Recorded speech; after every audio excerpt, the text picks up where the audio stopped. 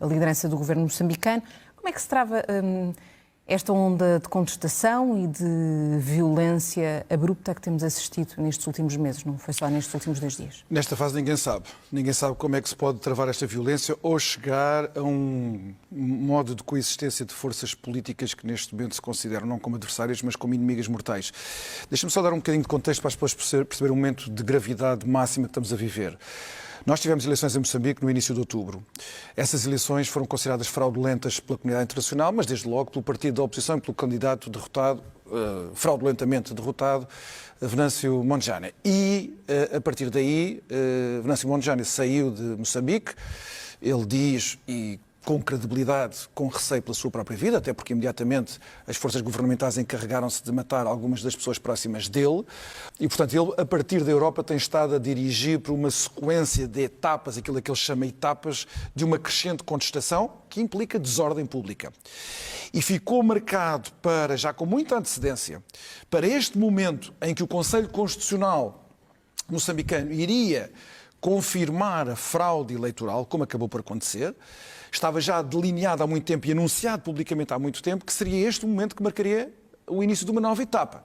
Portanto, toda a gente sabia, eu quero vincar isto para aquilo que eu vou dizer a seguir, toda a gente sabia que a partir do momento em que houvesse esta confirmação pública, haveria uma escalada de violência se nada fosse feito.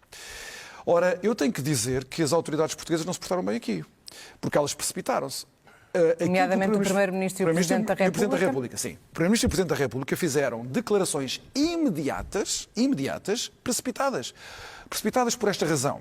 Elas, quem as for ler, vai considerá-las ambíguas. Mas, na verdade, ambas, a do Presidente da República e do Primeiro-Ministro, e elas estão evidentemente coordenadas, não podia ser de outra maneira, estão a confirmar o resultado eleitoral que o Conselho Constitucional consagrou agora. Qual é o problema disso? O problema é que, bem, por um lado, não tem, dos países ocidentais, ninguém fez declarações deste tipo.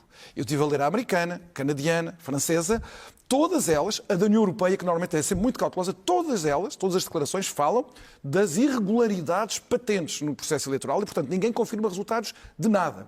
Portugal foi imediatamente, precipitadamente, confirmar estes resultados, com uma consequência que é grave. Neste momento, a diplomacia portuguesa não pode ingerir-se nos negócios moçambicanos. Era o que mais faltava. Mas há um dever que é indeclinável, que é cuidar dos interesses dos portugueses que lá estão. Para as pessoas que não saibam, neste momento há 70 mil portugueses que vivem lá. A sua esmagadora maioria, pequenos e médios empresários, que neste momento receiam, não é só pelo seu património, que já está a ser vandalizado, pilhado e destruído, mas pela sua própria segurança pessoal. A maior parte dos estrangeiros já abandonaram Moçambique, mas os portugueses são os estrangeiros que ficaram. Qual é o problema, então, das declarações portuguesas? É que elas deixaram os portugueses em Moçambique à mercê da fúria dos manifestantes que, evidentemente, nesta fase estão ao lado de Venâncio Mondlane. Venâncio Mondlane fez umas declarações avisar precisamente as declarações do governo português e do Presidente da República. Venâncio não fez declarações sobre mais nenhum comunicado de outros países e disse que os portugueses tinham errado. Isto dá um sinal para um país que está à beira do colapso da ordem pública, onde as ruas, até as ruas de Maputo neste momento, não têm ordem. Portanto, todo o tipo de coisas estão a acontecer, todo o tipo de violência está a acontecer, pilhagens, matanças, violência de todo o tipo, onde os portugueses podem tornar alvo, precisamente em consequência de se tornar uma espécie de bodes expiatórios de quem está revoltado com uma situação de injustiça e vê Portugal ao lado da injustiça. Portanto, era muito bom que as autoridades portuguesas fizessem 2 coisas. Primeiro, reforçar com todos os meios humanos ao dispor do Ministério dos Negócios Estrangeiros e técnicos para reforçar a embaixada em Maputo. Os portugueses que lá estão neste momento, e eu falei com alguns hoje, sentem-se completamente abandonados, desorientados, sem nenhuma representação, sem nenhum tipo de recurso de proteção a que possam recorrer se o pior vier a acontecer, e o pior pode vir a acontecer.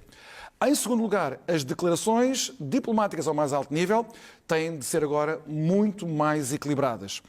Isto tem tudo em Moçambique para correr mal, e quando se diz correr mal na África Austral é proporções de violência que nós na Europa não conseguimos imaginar. Temos ao menos a responsabilidade de proteger os portugueses que lá estão. E a partir de agora, todo o cuidado é pouco e as palavras têm de ser muito bem medidas.